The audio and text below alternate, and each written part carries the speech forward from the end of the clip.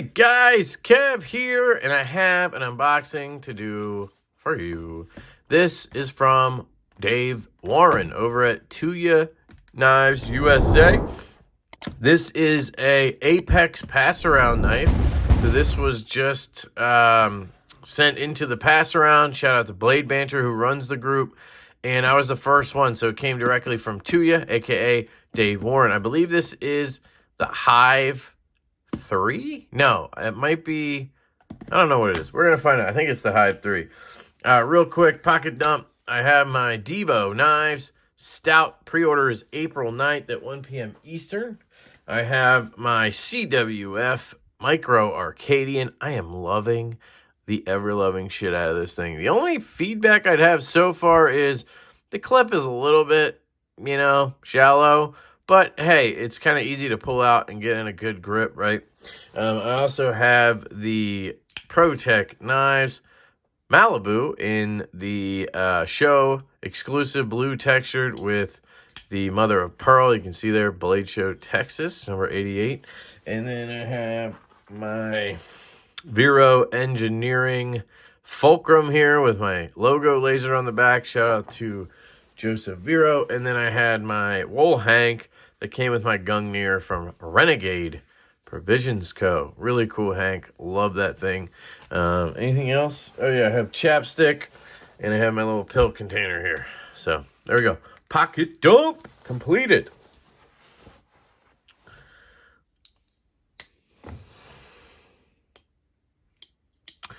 And get the light. I'll just put all this stuff out of the way. And then we'll get the stout out to unbox. Today is March 29th, and Nick Stasa23, just dropped his review on the stout, and he really liked it, and I am very happy he liked it because he tests knives. He cuts all types of stuff, and it's very good to know that the stout can handle pretty much anything you can throw at it. So let's talk about somebody else's knife, though, shall we? Before people sound off in the comments about how much I talk about the stout. I know I do. It's my knife. All right. Hope it tells me what the knife is. Nope. Okay.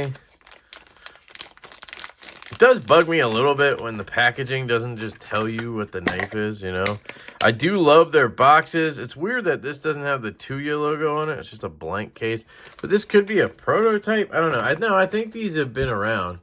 I didn't miss anything, right? That was it. Yeah. So we don't have, oh God. We don't have a name of this. I believe it's the Hive 3, and it's like a clip point version of the Hive. They've done it in, I believe, a drop point and a Tanto. I would love a Tanto version. This is also in carbon fiber. This is giving me, Damn Designs vibes, which is kind of makes sense because I think they've made some of their knives. The pivot, you know what I mean? It has that Damn Designs type pivot to me. Had a lot of oil on it, guys. All right.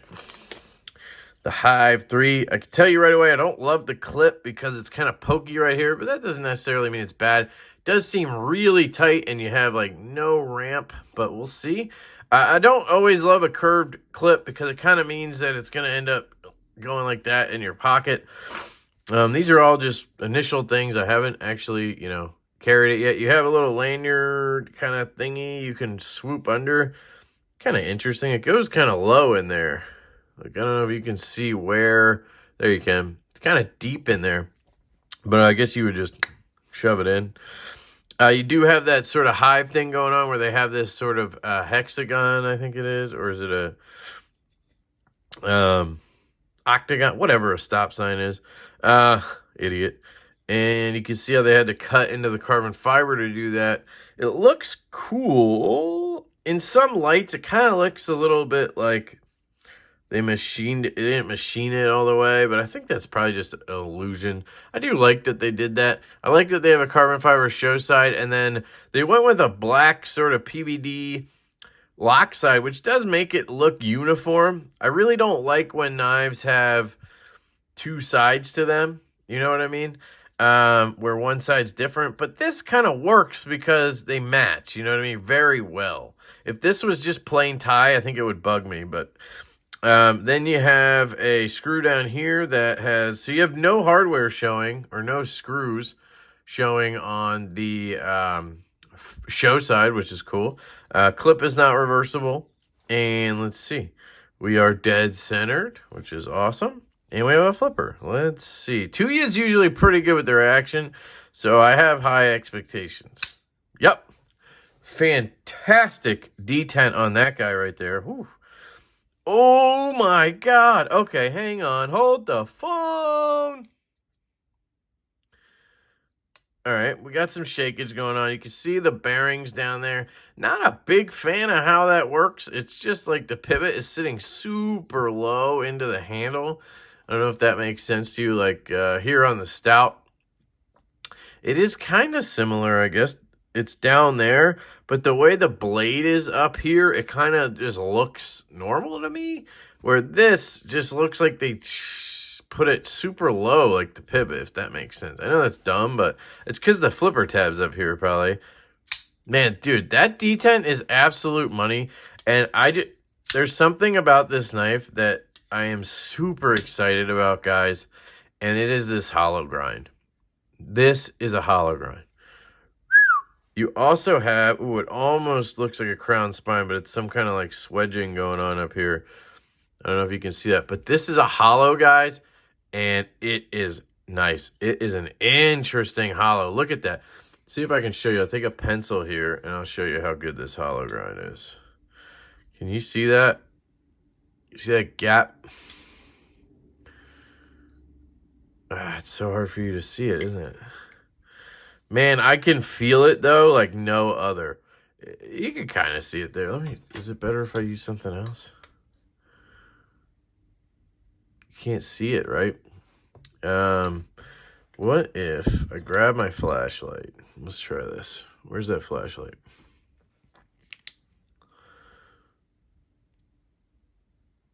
Can you see the gap? Man, this is really hard to show you guys without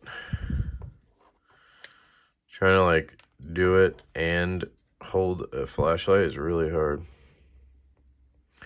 Anyway, you can kind of see the light. Can you see? There you go. You can see the light creeping up.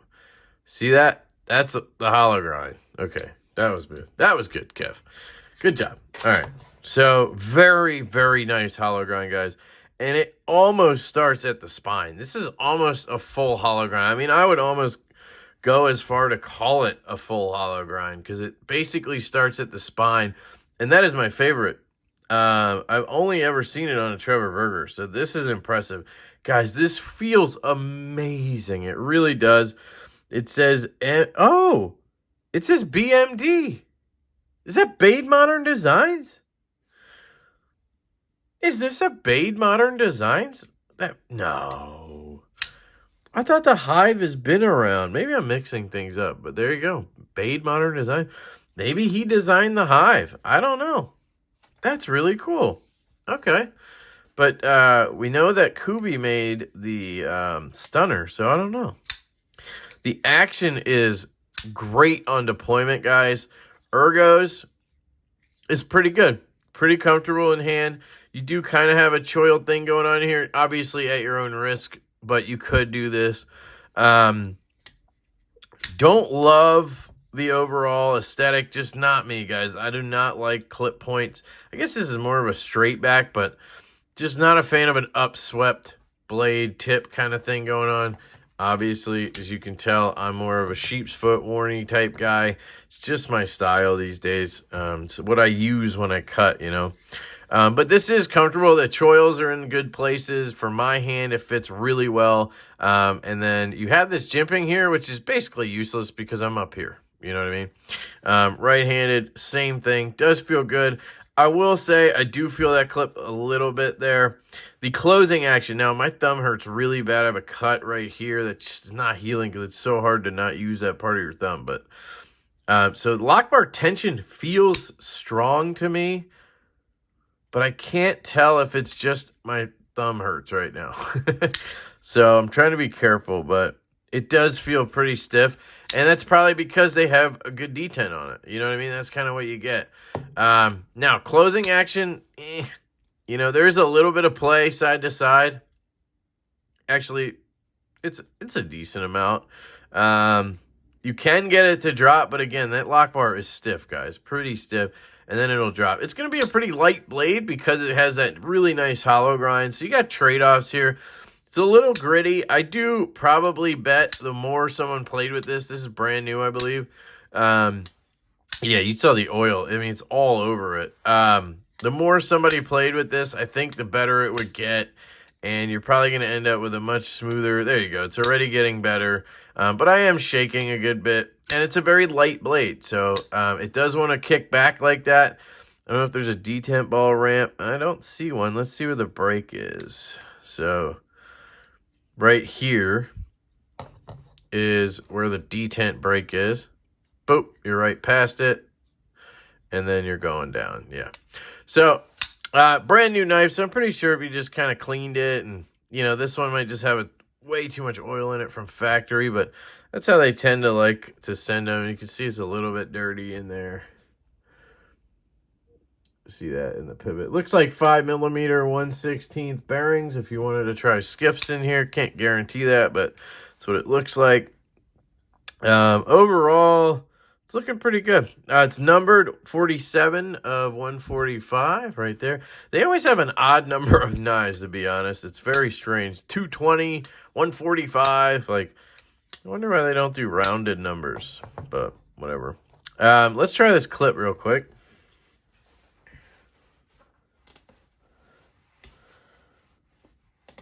Ooh, I don't know if you heard that. It's a bit of a pocket shredder. So you see the relief cuts there. They have pretty sharp angles on it. And I don't know if it's that or the hexagon. Hold on. Let's see. So I was wrong about this. The clearance is good. Once you get past there. And yeah. So the relief cuts there were kind of ripping into my pants a little bit. It's not so bad on the hank. But I don't know if you could hear it going into my pants. Let's see if you can hear it.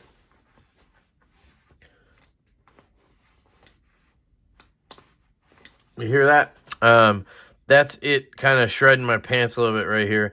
I don't know if that's just... these pants do have a little bit of a thicker hem, so I think maybe it's partially that. Even the stout wasn't going all the way in pocket. It was catching on that screw.